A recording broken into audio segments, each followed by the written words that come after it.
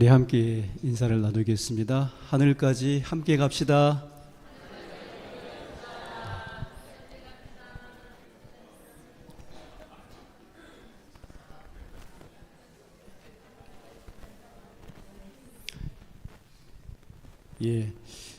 언제 단풍이 좀 들려나 그랬더니 오늘 교회 현관에 서서 이렇게 앞쪽을 바라보니까 이제서 조금 단풍이 좀 색깔이 입혀지는 것 같다 하는 그런 생각이 들었습니다. 오늘 저는 우리 성도님들과 함께 성령의 나타나심이라고 하는 제목으로 하나님의 말씀을 증거하고자 합니다. 먼저 하나님의 말씀, 고린도전서에 있는 말씀을 읽겠습니다. 제가 먼저 읽습니다. 노란 글씨를 읽어주시기 바랍니다. 형제들아, 내가 너희에게 나아가 하나님의 증거를 전할 때에 말과 지혜의 아름다운 것으로 아니하였나니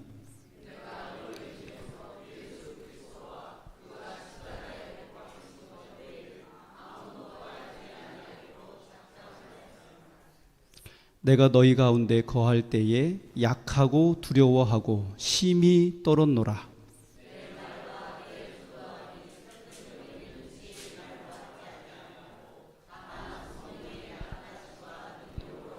다 같이 읽겠습니다.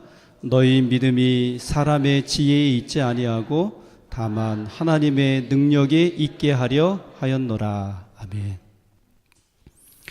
여러분, 사도 바울 아시죠? 사도 바울이 어떤 사람이에요? 사도 바울은 처음에는 예수 믿는 자를 핍박했던 자지만은 예수를 위해서 그의 온 생애를 다 바친 그런 사람입니다. 사도 바울이 전도 여행을 여러 차례 했는데 두 번째 전도 여행을 할 때였습니다.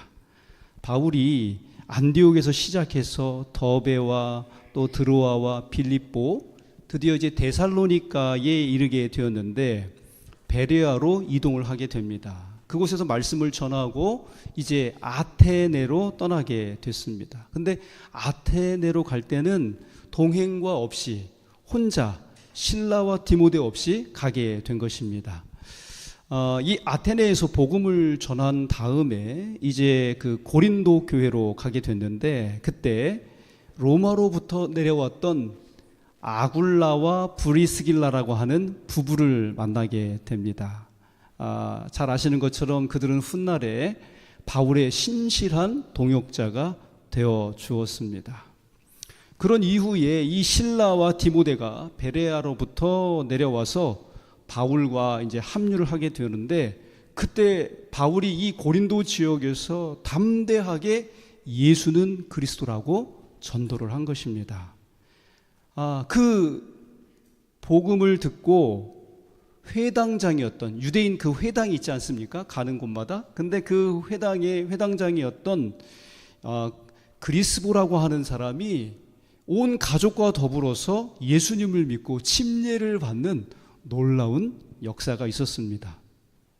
그러자 이 고린도 지역에 있었던 유대인들이 가만히 있질 않은 것입니다. 일제히 들고 일어난 것입니다. 이 이야기가 사도행전 18장에 보면 나오는데요.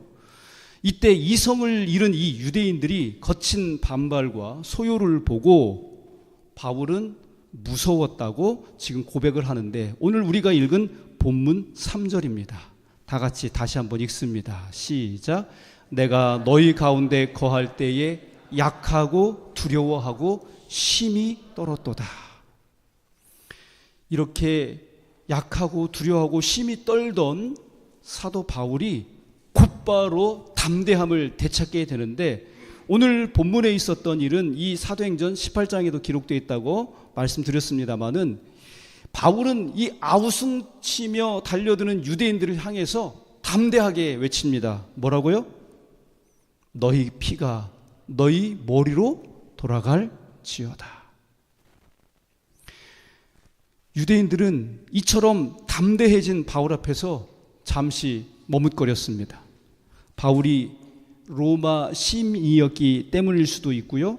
결국 그들은 바울을 고소하게 되는데 이 고린도 지역에 총독은 갈리오라고 하는 사람이었습니다. 근데 이 갈리오 총독은 아무리 신문을 하고 조사를 해봐도 바울에게서 어떤 혐의도 찾지 못해서 유대인들의 고소를 기각시켜 버립니다. 그러자 이 유대인들은 크리스찬이 되었던 이 그리스도를 어떻게 하냐면 해임을 시켜버립니다. 대신에 이 소스테네라고 하는 사람을 회당장으로 임명했는데 그를 법정 앞으로 데리고 가서 자신들의 화가 풀릴 때까지 그를 때린 것입니다. 그러니까 이런 말이죠.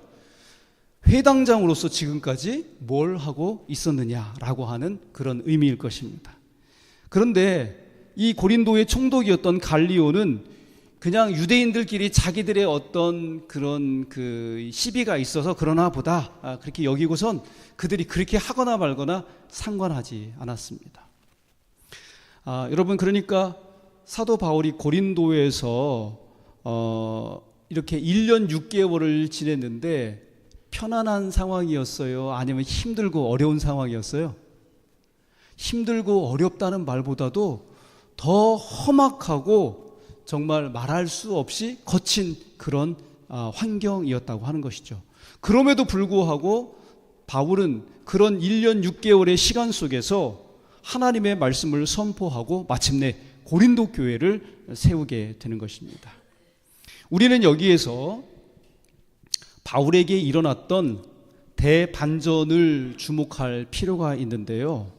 바울은 이 유대인의 거친 공격 앞에서 약했고 두려워했고 떨었다고 고백했습니다. 그런데 그랬던 바울이 돌연 유대인들 앞에서 담대하게 설 수 있었던 것은 무엇 때문이었을까요? 여러분, 떨었던 그날 밤에 엄청난 일이 바울에게 일어났었기 때문입니다. 그것은 다름 아닌 성령의 나타나심이었습니다. 오늘 우리가 읽은 본문 3절로 5절입니다. 여기 4절에 보니까 다만 성령의 나타나심과 능력으로 하여라고 하는 말씀이 있습니다. 사도 바울이 그 험악한 고린도의 상황 속에서 지치고 많이 힘들고 연약해서 무서웠지만, 그런데 그런 가운데 그가 이 반전을 도모할 수 있는 엄청난 일이 사도 바울에게 있었는데, 그 엄청난 일이라고 하는 것이 다른 것이 아니라 무엇이었다고요? 성령의 나타나심 때문이었다고 하는 것입니다. 이 성령의 나타나심이라고 하는 말을 헬라어로는 아포데이케이라고 합니다. 이 아포데이케이라고 하는 이 말은 선포, 증거, 그런 의미가 있는 단어입니다. 그러니까 이 성령의 나타나심은 다른 말로 하면 성령의 선포하심, 성령의 증거하심이라고도 바꾸어 말할 수 있는 것입니다. 즉, 성령께서 단순히 바울에게 나타나신 것만이 아니라 나타나셔서 사도 바울에게 말씀하시고 선포하시고 증거하셨다고 하는 그런 뜻이 되겠습니다. 그렇다면 성령께서 바울에게 무슨 말씀을 하셨던 것일까요? 그 말씀이 사도행전 18장 9절 10절에 다음과 같이 기록되어져 있습니다. 다 같이 읽겠습니다. 시작. 밤에 주께서 환상 가운데 바울에게 말씀하시되 두려워하지 말며 침묵하지 말고 말하라. 내가 너와 함께 있음에 어떤 사람도 너를 대적하여 해롭게 할 자가 없을 것이니 이는 성중에 내 백성이 많음이라 하시더라. 바로 이 말씀을 듣고 바울은 담대함을 되찾게 되었던 것입니다. 그 상황 때문에 그가 약하고 두렵고 떨었었는데 그 모든 것들이 간밤에 나타났던 하나님의 역사로 말미암아 이 모든 것들이 다 사라졌다고 하는 것입니다. 고린도의 전도적 상황은 최악을 향해서 달려가고 있었죠. 괴성을 질렀던 유대인들은 바울을 찢어 죽이려는 하이에나처럼 달려들었습니다. 그러나 바울은 어제의 바울이 아니었다고 하는 것입니다. 성령의 나타나심은 바울을 정말 완벽하게 바꾸어 놓았습니다. 사도 바울이 성령의 나타나심 앞에서 그의 삶이 바꾸어진, 담대하게 된 이런 시점에서 오늘 우리 자신들을 한번 살펴보았으면 좋겠습니다. 서천교회 우리 모든 성도님들께서는 지금 어디를 바라보고 계십니까? 그리고 지금 우리는 누구를 바라보고 있습니까? 그리고 지금 우리는 무엇을 바라보고 있습니까? 언젠가도 말씀을 드렸습니다만 우리가 살아가는 이 시대를 향해서 포스트 모더니즘 시대라고 말한다 말씀을 드렸던 것 같습니다. 다른 말로 하면은 이기적 세속주의인 것입니다. 절대로 누군가에게 손해보지 않는 그런 삶을 살고 싶어 한다고 하는 것이죠. 그리고 자기 밖에는 모릅니다. 이 세상에서 누리는 세상적 즐거움에 매료되어서 세상 사람들은 절대로 우리가 전달하고자 하는 복음에 귀 기울이려 하지 않는다고 하는 것입니다. 그러다 보니까 이런 세태 앞에서 우리가 그리스도인으로서 전도해야 하는 사명을 가지고 있는 우리는 너무나도 무기력하고 무능력한 그리스도인의 모습은 아닌가 하는 그런 생각이 드는 것입니다. 그런데 말입니다, 그럴지라도 우리는 우리 자신을 이러한 처참한 상황 속에 끌려가서는 안 된다고 하는 것이죠. 바울처럼 우리 자신을 성령의 나타나심 앞에 세워야 하겠습니다. 성령의 나타나심만이 우리를 바꾸어 놓을 수 있다고 하는 것입니다. 약해지지 않도록, 두려워하지 않도록, 이 세상 앞에서 떨지 않도록 우리를 바꾸어 놓을 수 있는 분은 오직 성령 하나님뿐임을 기억하시게 되기를 간절히 바랍니다. 여기 성령의 나타나심 앞에 자신을 세웠던 한 분이 있어서 우리 성도님들께 소개해드리고 싶습니다. 충청합회 합회장을 역임하셨던 신규철 목사님의 사모님인 강원아 사모님이십니다. 사모님은 개인적으로 판단해 볼 때 성공한 삶을 사신 분이라고 말씀드릴 수 있을 것 같습니다. 사모로서도, 자녀를 잘 양육한 어머니로서도, 그리고 선생님으로서도 우리 사모님은 정말 뭐 하나 빠진 것 없이 칭찬을 받으실 만한 그런 분이라고 생각이 됩니다. 여러분, 그렇다면 목사님께서 은퇴하신 후에 손자 손녀들을 돌보면서 편하게 지내셔도 누가 뭐라고 할 사람 하나 없고 다 박수를 쳐줄 건데, 이 강원아 사모님께서는 자원하셔서 그 어렵다는 문서 전도를 시작하게 된 것입니다. 사모님이 쓰신 책이 있어요. 다시 만날 그날이라고 하는 책인데, 그 책 192쪽에 보니까 이런 글이 있습니다.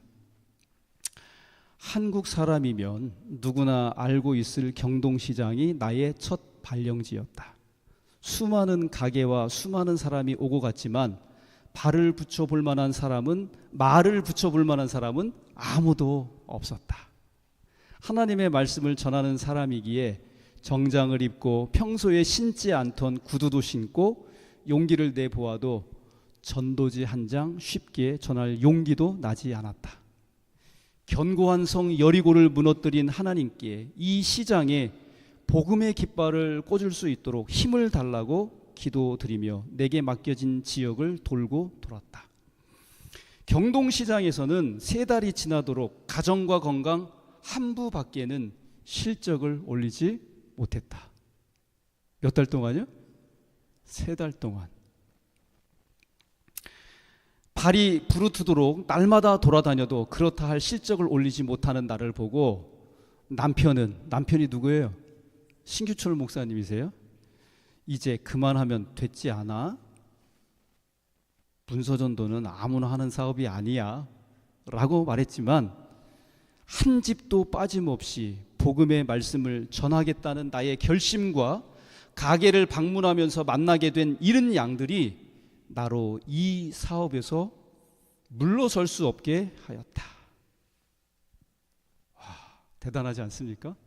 여러분, 무엇이 이 강원하 사모님으로 하여금 이 힘들고 성과도 없고 거기다 남편까지도 아무나 하는 일이 아니라고 만류하는데도 불구하고 기도하고 결심하고 이 사업에서 절대로 물러날 수 없다라고 하는 이런 거룩한 고집을 부리게 한 것일까요? 신규철 목사님께서 다시 만날 그날이라고 하는 이 책에 서문을 추천사를 써주셨는데 거기에 보니까 그 이유가 나와 있더라고요. 아침형 인간인 아내는 새벽이면 일찍 잠에서 깨어난다. 아이들을 키우면서 번역을 할 때는 그 새벽 시간을 번역하는 시간으로 사용하던 아내가 은혜의 기적이란 문서전도 사업에 대한 책을 번역하면서 문서전도를 시작하더니 번역 일도 그만두고 전문적으로 문서전도 사업에 몰두하였다. 여러분 어떻게 된 거예요? 사모님이 은혜의 기적이라는 책을 번역하다가 거기서 누구와 맞닥뜨린 거예요? 성령 하나님과 마주치게 된 것입니다. 그 책을 번역하면서 복음 전도와 한 영혼의 가치가 얼마나 큰지 성령께서 직접 말씀해 주시는 그 음성을 듣는 체험을 가지셨던 것입니다. 다시 말하면 성령의 나타나심 앞에 서 계셨던 것이죠. 바울의 표현을 빌리자면 헬라인에게나 야만이나 지혜 있는 자나 어리석은 자에게 다 내가 뭐한 자라고요?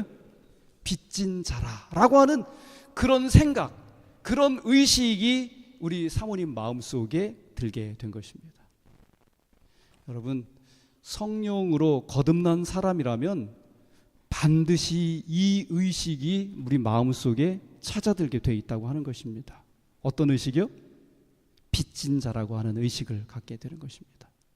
그래서 우리 마음에 내가 구원받고 예수님께로부터 이 죄의 용서함을 받고 하나님의 자녀가 됐는데도 불구하고 빚진 자의 의식이 없다면 어쩌면 우리는 참으로 거듭난 사람이라고 말할 수 없을지 모르겠습니다.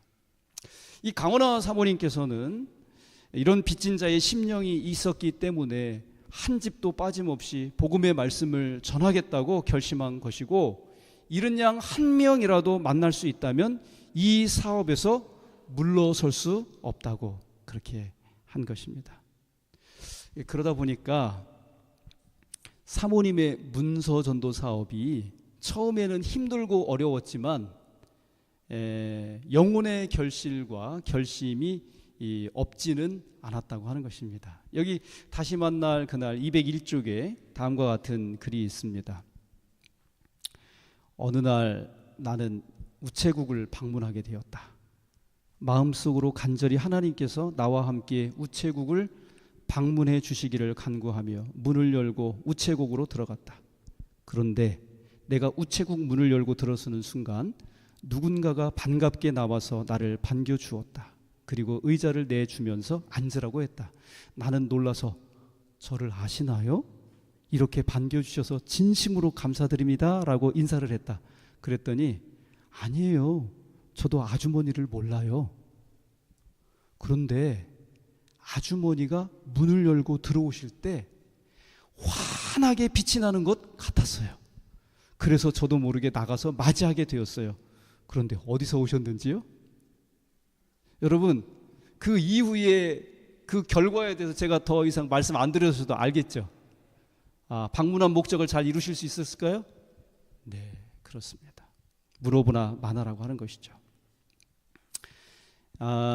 드디어 우리가 다음 주면 이렇게 전도회를 그토록 기도하고 영혼구원 작정서도 기록하고 릴레이 기도도 하면서 준비했던 전도회가 드디어 다음 주로 다가오게 되었습니다.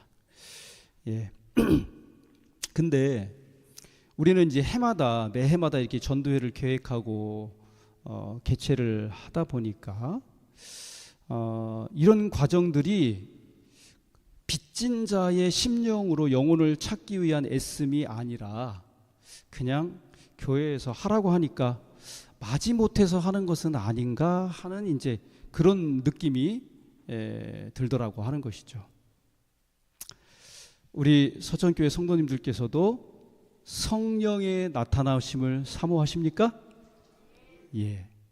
우리는 이제 그리스도인이라고 하는 이 본질이라고 하는 자리로 돌아가야 할 필요가 있습니다.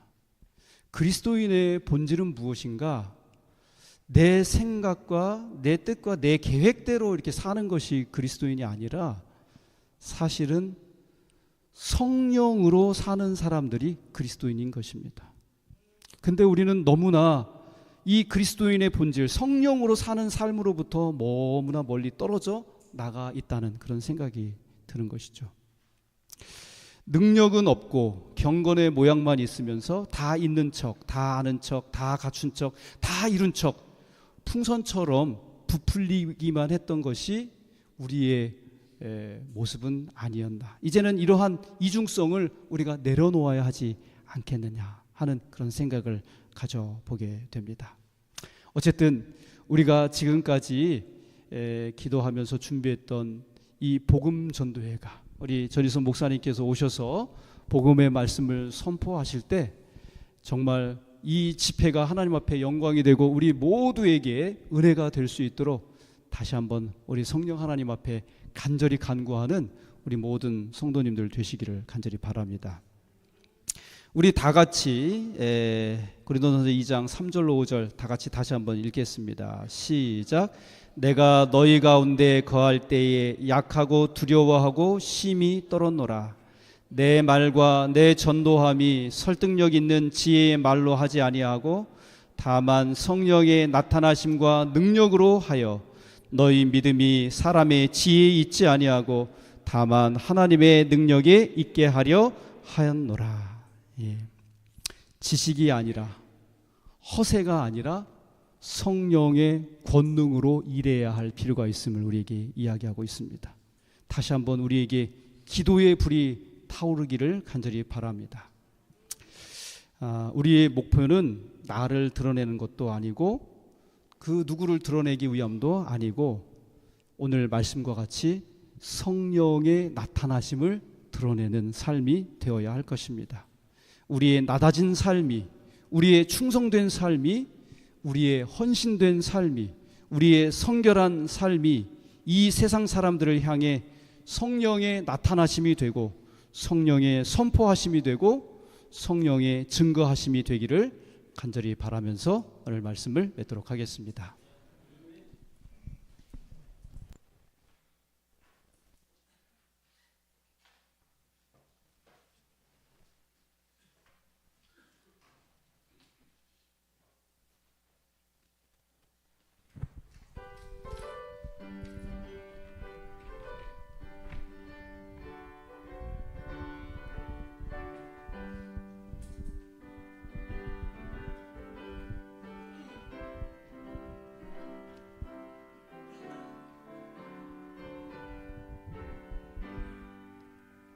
내가 매일 기쁘게 설레기를 행함은 주의 팔이 나를 함보함이요 내가 주의 큰 복을 받는 귀한 비결은 주의 성령 함께함이라 성령이 계시네 할렐루야 함께 계시네 좁은 길을 걸으며 밤낮 기뻐하는 곳 주의 성령 함께함이라 전에 죄에 빠져서 평안함이 없을 때 예수 나를 위해 죽으심 듣고 그 발 아래 엎드려 크신 평화 얻음은 주의 성령 함께함이라 성령이 계시네 할렐루야 함께 계시네 좁은 길을 걸으며 밤낮 기뻐하는 곳 주의 성령 함께하니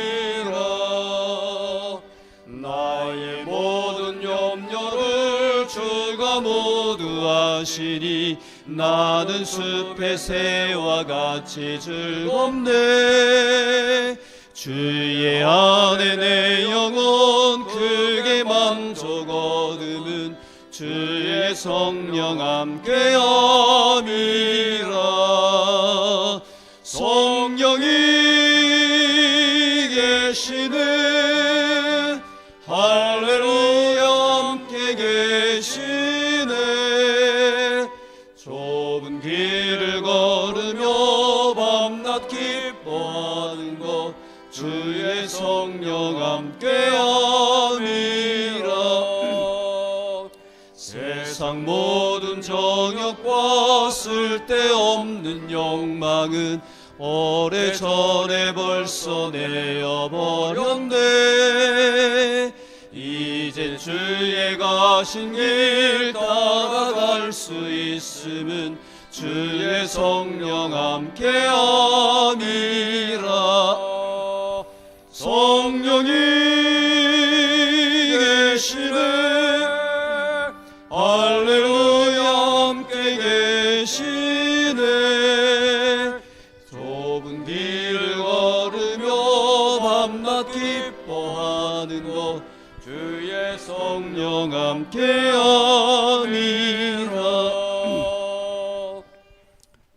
하나님 아버지, 우리로 하여금 우리 자신의 계획의 뜻대로 사는 것이 아니라 하나님의 거룩하신 성령의 음성을 듣고 성령 충만하여 사는 것이 그리스도인의 길임을 가르쳐 주셔서 감사합니다.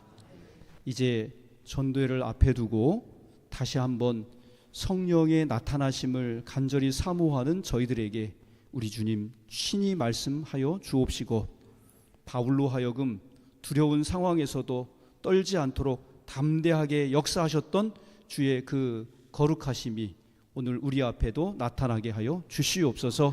오늘 하나님의 음성을 듣고 서천 도성을 향하여 복음을 힘차게 전하기를 원하는 우리 서천교회 모든 성도들에게 다시 한번 용기와 믿음을 주시고 힘을 주셔서 주의 복음을 가지고 열심히 증거할 수 있는 주의 참 백성들 되도록 복내려 주시옵소서.